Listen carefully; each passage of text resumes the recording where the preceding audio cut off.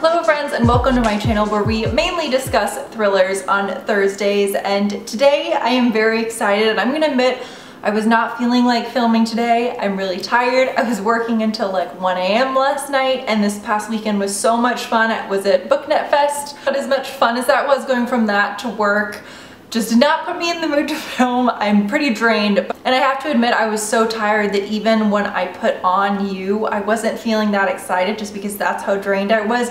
But the second it started, it really hit me that just one of my favorite books of all time, easily in my top 5, is being made into a TV show, and I simultaneously got very nervous because I had no idea if this was going to be terrible or not. So I'm just going to go over a quick high-level summary of what You is about.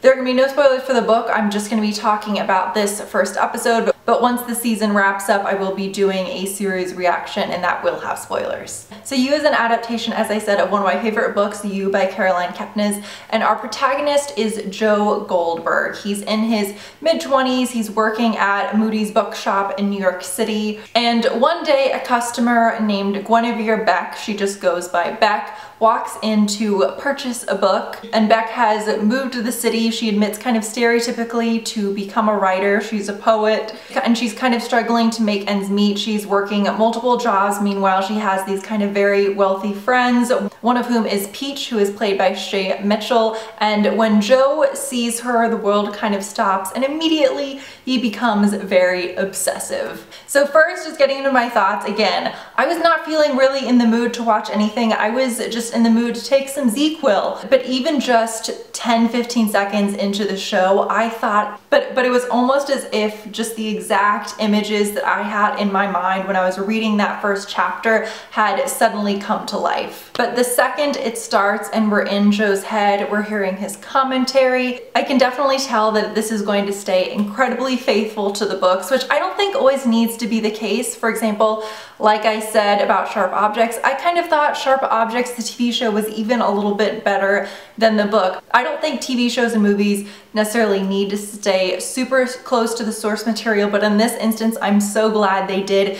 His commentary talking about the way she looked, the different types of customers you see in bookstores. Those inner monologues worked so well in the book, but I was a little nervous that they might come across super cheesy in the show, but it definitely didn't. One thing that the TV show is also reminding me that I really liked about the book was that, you know, it's set in a bookstore. You hear his commentary, like I was saying, about the types of people who buy certain types of books, and he's being a little sarcastic, sometimes a little bit even condescending, or actually very condescending. And I think books set in bookstores can sometimes be very hit or miss. It can come off a little bit try hard and a little bit like it's too self-serving to the audience reading the book. For example, I just finished Midnight at the Bright Ideas bookstore. I posted a review of that on Goodreads. I won't be filming a review, but I thought it was okay, but I just thought it was a little bit too cheesy with all the bookstore tropes, but this book slash show definitely doesn't fall into that, but it really is just such a smart thriller that just happens to be set in a bookstore.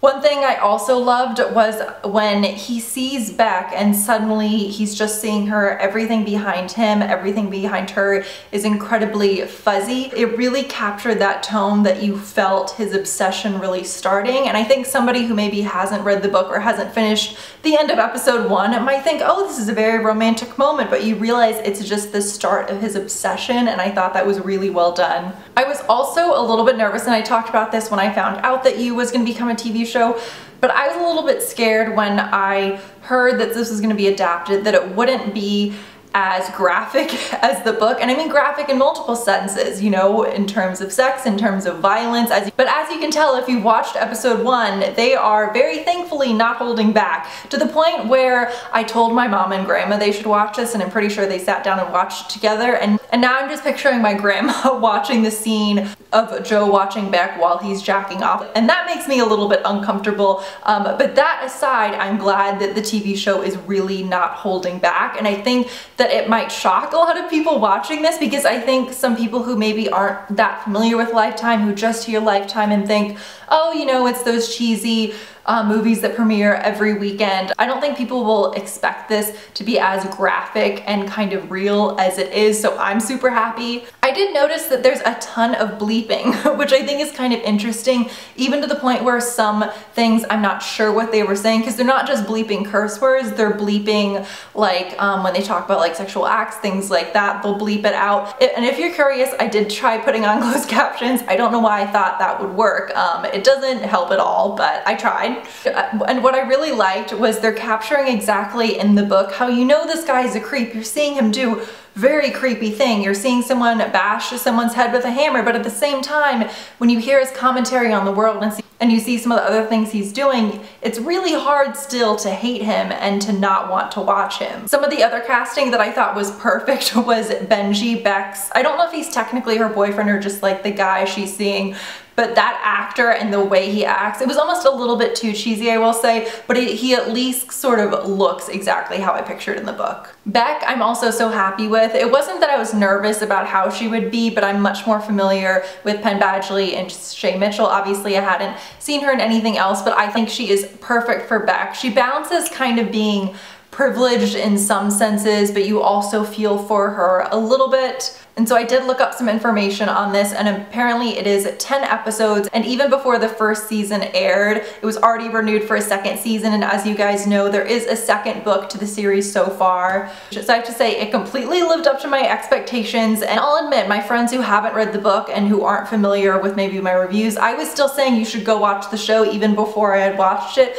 and I was a little bit nervous to hit play because it's like, what if this is terrible? But I'm so happy with it. But please let me know what you guys think down below. I'm really curious on your thoughts, and I'll see you guys next Thursday.